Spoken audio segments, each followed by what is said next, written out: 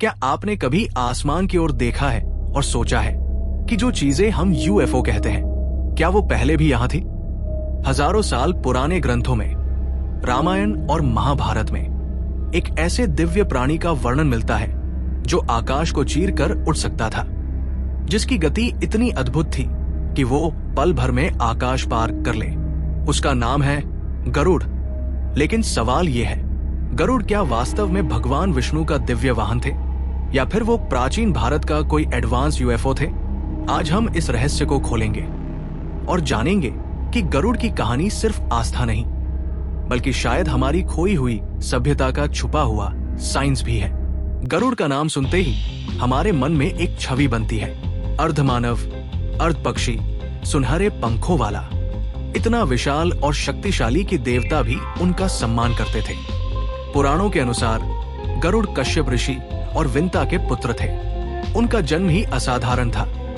कहा जाता है जब वो पैदा हुए तो उनका शरीर इतना तेज प्रकाश से दमक रहा था कि देवताओं ने भी अपनी आंखें बंद कर ली। गरुड़ के बारे में दो बातें हमेशा दोहराई जाती है। एक, उनकी गति जो प्रकाश से भी तेज कही गई। दो, उनका उद्देश्य नागों को परास्त करना और विष्णु के साथ रहना। लेकिन क्या ये सिर्फ धार्मिक रूपक है, या फिर हमारे पूर्वज वास्तव में एक ऐसे एयरक्राफ्ट के बारे में बता रहे थे जो मानवाकृति में दिखता था और देवताओं को अंतरिक्ष में ले जा सकता था?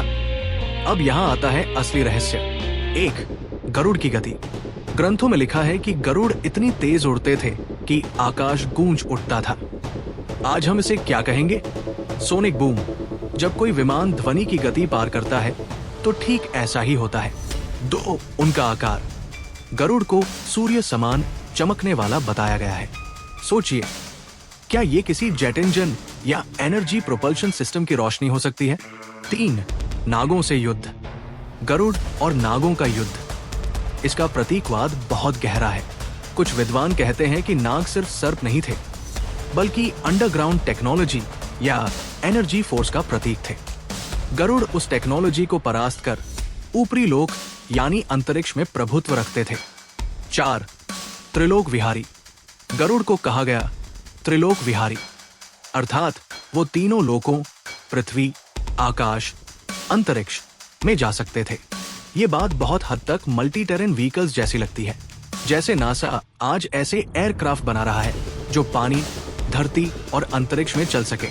तो क्या गरुड़ उस समय के हाइब्रिड यूएफओज थे? आइए एक और दिलचस्प तथ्य पर नजर डालते हैं। गरुड़ और विमान शास्त्र।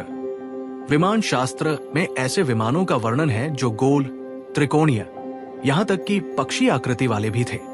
कहीं कहीं लिखा है कि कुछ विमान मानवाकार भी दिखते थे। अब जरा सोचिए, क्या गरुड़ को मान पक्षी कहकर ऋषि उस टेक्नोलॉजी का वर्णन कर रहे थे जो मानव जैसी आकृति में उड़ सकती थी? विष्णु और गरुड़। भगवान विष्णु हमेशा गरुड़ पर सवार दिखते हैं। क्या ये इस बात का संकेत है कि देवताओं ने गरुड़ जैसे उड़न यंत्र को अपना वाहन बनाया था? यानी विष्णु पायलट और गरुड़ स्पेसक्राफ्ट, यूएफओज और प्राचीन भारत। आज हम दुनिया भर में यूएफओ साइटिंग्स देखते हैं, लेकिन भारत में यूएफओ शब्द नहीं था। हमारे पास गरुड़ और विमान थे। तो क्या यह संभव है कि जो आज यूएफओ कहा जा रहा है वही कभी गरुड़ कहे जाते थे? दोस्तों, आप क्या सोचते हैं? गरुड़ सिर्फ एक धार्मिक प्रतीक है, या फिर वो हमारी प्राचीन सभ्यता के यूएफओज का प्रमाण है? कमेंट में अपना विचार जरूर लिखिए। वीडियो को लाइक कीजिए और चैनल को सब्सक्राइब करना मत भूलिए, क्योंकि आगे हम और भी रहस्यों की परतें खोलेंगे। अब चाहे गरुड़ वास्तव में दिव्य पक्षी हों या प्राचीन यूएफओ, उनकी कहानी हमें एक गहरा संदेश देती है। गरुड़ ने अपने जन्म से ही बंधनों को तोड़ा। वो नागों के अधीन नहीं रहे।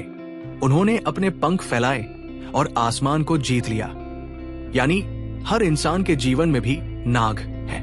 डर, असफलता, आलस्य, सामाजिक बंधन। और गरुड़ हमें सिखाते हैं कि इन सब को तोड़कर ही हम अपनी असली उड़ान भर सकते हैं। गरुड़ हमें दो बातें सिखाते हैं। एक, फ्रीडम।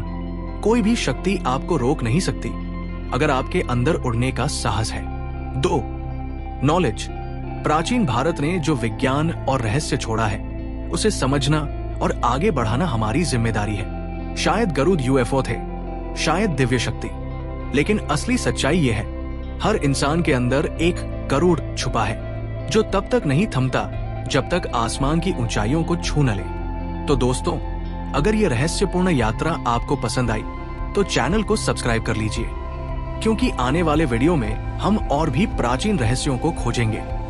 क्या भगवान शिव टाइम ट्रैवलर थे? क्या यंत्र और मंडल वास्तव में कॉस्मिक टेक्नोलॉजी थे? याद रखिए, हमारा अतीत ही हमारे भविष्य की चाबी है, और गरुड़ हमें यही याद दिलाते हैं। आसमान सिर्फ देखने के लिए नहीं, छूने के लिए बना है। मिलते हैं अगले रहस्य में। जय गरुड़, जय विष्णु।